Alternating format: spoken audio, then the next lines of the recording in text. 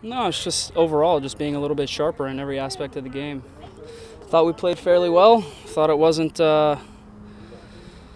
that surprising what Toronto did and the way that they tried to play, but they played their game plan and did what they wanted to do a lot better than we did. We just didn't execute. And on the day, we weren't sharp, and that's ultimately what cost us. You'd have to be sharp and actually bring the effort up a little bit on the road now at Montreal.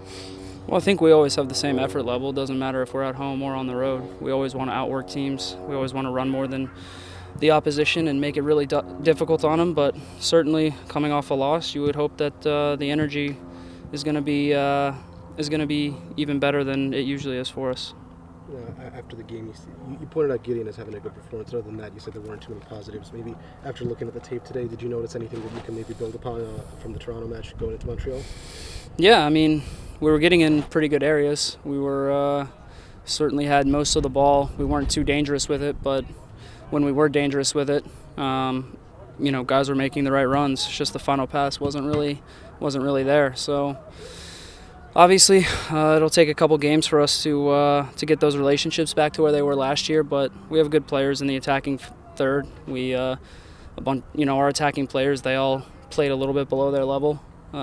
Felipe and I played a little bit below our level, and so when that happens, it's a recipe for not a really sharp day in the final third. So this isn't rocket science. It's not like we need to blow everything up and redo the entire system that we've been working on. It's one performance where we were a little bit sloppy in the final third, and we got punished for it in the end with an unfortunate lapse in concentration that resulted in a penalty. You mentioned that Toronto was maybe a little bit predictable in the way they were counteracting you. How much of your inability to break through is down to maybe rust or just lack of sharpness, or was it something tactical? A lot of it is down to being sloppy. A lot of it is down to rust, but a lot of it is also down to Toronto. I mean, they played well. We'll give them a lot of credit. They were tactically very disciplined, and they were very organized. They made it really tight in the middle. They made sure that we didn't cut through their team down the middle of the field. Everything that we did had to go out wide, and even when it went out wide, they shifted over, and their lines were really tight, and their center backs won a lot of 50-50 balls. So it's at the end of the day, if we're a little bit smarter about one play, the play that it results in a penalty, and if we are organized a little bit better on that play, the game probably ends 0-0, and we're frustrated, but we're leaving with a point at least. So Toronto did what they wanted to do, and they were just looking for one opportunity to hit us on the break, or one mistake from us, and their game plan worked out perfectly for them. So you congratulate them for doing what they wanted to do, and ultimately we move on. We learn from our mistakes, and we realize that it's just one game into a long season. We're not quite into panic mode like everyone else is. Moving on to Montreal, what do you see? They could have. Yeah, very good team. They had a really good result on the road in their first game. Another team that I think is going to be pretty similar to Toronto, a team that wants to hit you on the counterattack, a team that has really dangerous players in the attacking third with Piatti and Damo Duro and his pace. So I think we'll see probably a little bit more of the same on the road. We'll be on the road. Maybe they'll try to keep the ball a little bit more than Toronto did. Toronto wasn't really concerned with possession and trying to build out of the back. Montreal, I think they're going to try to play a little bit more, but it's just we just have to keep doing the things that made us successful last year and the things that we know we're good at. And just hope that we're a little bit sharper. If we're a little bit better and a little bit sharper in all aspects of the game, we'll get a better result. Talk about Harry Shipp. Obviously, he's now in their midfield. How dynamic has he looked in that first game? And at the same time, were you surprised Chicago gave up on him to send him to Montreal? I didn't watch their game, so I have no idea how he looked or how he played. And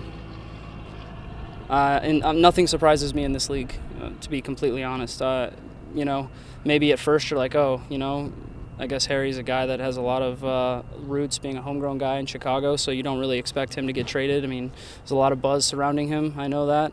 But at the same time, if a new coach comes in and you don't really fit what he wants to do, I'm not surprised by anything that happens in this league at all. So I think it's a good pickup for Montreal. He's just another player that'll be good for them going forward. We'll watch video and see where he plays for them and different ways that he affects the game, but it's never really about the opposition for me. We have to know what they're dangerous at, but if we come out and play the way that we want to play and do what we want to do, none of that stuff concerns me. I know you guys are pretty insistent on implementing your game plan and not coalescing to what they do, but playing on the road, trying to get your first one, and playing on turf, does that change anything at all, even slightly? No, it doesn't. Not for me. We want to play the same at home and on the road. We want to put teams under pressure. We want to put the game on our terms, make teams uncomfortable. And we want to make sure that we make the game predictable. We want to know, what the opponent's going to do. So certainly they're dangerous. I mean, we're going to make sure that we go into it with the right mindset, making sure that we're organized defensively. And I think everything for us kind of starts with trying to keep a shutout at the back, because if we can do that, we know we'll create chances. Then it's just a matter of how sharp can we be in the final third. Certainly if we're going to win this game, we have to be better going forward. I thought our back four was very good against Toronto. Like I said, one lapse in concentration from the team cost us a penalty kick. So other than that, we were very good. And defensively, the back four deserve a lot of credit. But going forward, we just have to be better, all of us in the midfield and up top, and we will be. That stuff is usually the last to come, but as long as we're trying to make the right movements, build the right partnerships and relationships on the field, and get that stuff clicking again, I know we'll score goals. We'll create chances. Gideon was saying that he felt comfortable and like he had played with you guys for a while. Did you sense that in his first game that he fit right in? He did. Well, you could see we knew his quality right away when he came to train with us. You could tell that he was very, very relaxed and calm on the ball, extremely technical, great passer, physical. You never really know how a guy's going to adjust because practice isn't the same as a game. But with that being said, nothing surprised me about Gideon. I mean, don't want to give Lloyd too much credit here, but he's got a good eye for talent. Certainly it helps that Gideon wanted to be here. We haven't had a left-footed center back, I don't think, since obviously Heath Pierce and Tim Ream. So those two guys really helped us playing out of the back. You could tell that Gideon's going to be very good for us with the ball, but without the ball, he was very good. He was tuned in. Him and Ronald did a fantastic job on Giovinco.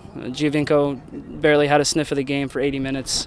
Obviously, he had one on the back post where I think he got free. And it was like a rebound or something where he hit the post. But other than that, I mean, the way Giovinco is and the way he usually affects games, to keep him quiet for 80 minutes is a testament to the back four. But then again, it's also a testament to Giovinco saying that he can hurt you within 1 minute. Doesn't really matter if he has no part to play in the game. He's always around and he's always dangerous. So yeah, specifically with Gideon, he was very good. Let's just hope he can build on that performance and continue to get better and better.